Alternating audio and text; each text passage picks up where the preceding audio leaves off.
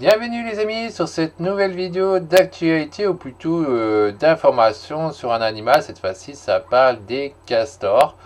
Donc on va lire cet article, hein, le saviez-vous, les castors préviennent les inondations. Alors avant de lire tout cet article, j'ai toujours trois questions à vous poser. Est-ce que vous êtes pour la conservation des animaux, oui ou non? Ou est-ce que vous êtes en fait en gros pour leur extinction? La deuxième question c'est est-ce que vous êtes pour le bien-être animal? Dans un sens bien-être, on va dire naturel, pas exagéré. Hein. Est-ce que vous êtes pour ça, oui ou non? Et enfin, le troisième, c'est est-ce que vous êtes un bienfaiteur, oui ou non, ou est-ce que vous préférez profiter des gens? Voilà la troisième question. Si vous avez répondu oui à ces trois questions, je vous invite à participer à ma cagnotte afin de pouvoir agrandir mon élevage conservatoire et ainsi sauver un maximum d'espèces qui sont au bord de l'extinction. Hein. Il y a beaucoup d'espèces qui risquent de disparaître dans un avenir très proche et ce sera vraiment très morose de plus en plus de l'avenir, notamment pour les nouvelles générations, etc. Ce sera vraiment problématique s'il n'y a plus d'animaux sauvages. Hein. On parle surtout des animaux sauvages, mais ça va affecter aussi les animaux domestiques au bout d'un temps et bien sûr l'être humain si on continue de tuer tous les animaux sauvages. Donc voilà, pour ça, vous trouvez le lien en description. Je ne sais pas si je l'ai bien dit, mais je redis. En tout cas, vous avez le lien en description qui est cliquable. Vous pouvez aussi écrire l'adresse sur le côté droit. Il y a l'adresse, vous pouvez l'écrire si vous préférez. C'est vous qui voyez. Et après, vous avez le 4 choix en fait. Hein. Vous pouvez rien faire et donc être pour l'extinction des animaux. Ou vous pouvez participer en simplement partageant la cagnotte, c'est déjà beaucoup. Hein. C'est simplement le fait de la partager, ça aide. En troisièmement, troisième choix, c'est évidemment vous pouvez faire un don à hauteur de ce que vous voulez, c'est vous qui voyez, hein, si vous voulez vraiment aider à sauvegarder les animaux ou pas. Et le dernier choix, c'est pour moi ce qui est l'idéal, c'est que vous partagez la cagnotte, mais vous faites aussi un don.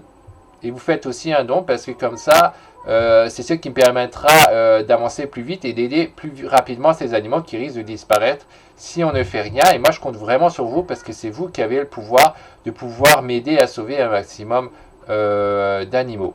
Alors voilà, on va lire cet article. Hein. Donc ça commence. Animaux, les castors ont un impact considérable sur leur environnement qui peut parfois avoir des répercussions sur les autres animaux ainsi que sur les hommes. Alors voilà ce que ça va dire. En construisant des barrages et en creusant des canaux et des loges au cœur de la forêt, les castors créent un effet domino sur l'écoulement des eaux. Avant l'arrivée des castors, un ruisseau coule directement d'un point A à un point B. Le barrage retient l'eau et ralentit considérablement le débit. Le flux est dévié à travers plusieurs canaux élaborés par le castor pour se répandre dans des forêts situées jusqu'à l'écart des eaux. En raison de l'activité des castors, l'eau ruisselle peu à peu au lieu de couler librement vers la vallée au gré des crues déclenchées par des pluies torrentielles, ce qui a pour effet de conserver de grandes quantités d'eau en amont. Sur des terrains plus élevés et de prévenir la fréquence des inondations en aval où elles pourraient nuire à l'activité humaine.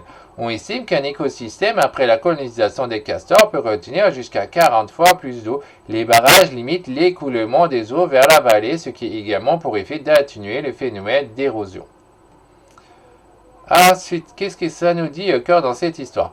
D'infatigables mammifères capables de modifier tout un écosystème, les castors sont sans égaux êtres humains mis à part en termes de répercussions sur l'environnement. Ils coupent certaines espèces d'arbres pour construire et se nourrir. Ainsi, avec le temps, les forêts qui entourent les États qui l'habitent changent d'aspect. Des arbustes et de jeunes arbres recouvrent petit à petit le paysage autrefois colonisé par des arbres de grande taille et attirent des espèces qui s'en nourrissent. Le changement traverse ainsi toute la chaîne alimentaire tandis que davantage d'animaux et de plantes profitent de ce nouvel écosystème.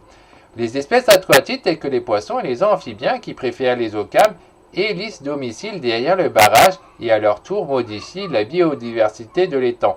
Le barrage, quant à lui, outre le fait de retenir l'eau, retient également la vase et la boue charriées par les ruisseaux. C'est ainsi que se forme un énorme stock de nutriments. Lorsque le barrage finit par céder, un important déversement de sédiments chargés de nutriments se répand sur la terre environnante, offrant un socle fertile à la colonisation d'autres plantes et animaux.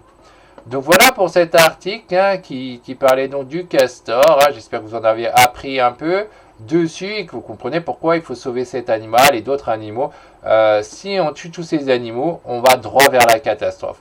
Donc encore une fois, je vous invite à m'aider. Vous trouvez la cagnotte en lien en description. Vous pouvez la partager, vous pouvez faire un don, vous pouvez faire les deux, partager et faire un don, ou vous pouvez rien faire, c'est vous qui voyez. Moi, je vous invite vraiment à aider à la sauvegarde des animaux. Si vous aimez les animaux, vraiment soutenez-moi pour que je puisse sauver un maximum d'animaux. Voilà. Bye bye les amis, à la prochaine pour une prochaine vidéo d'actualité.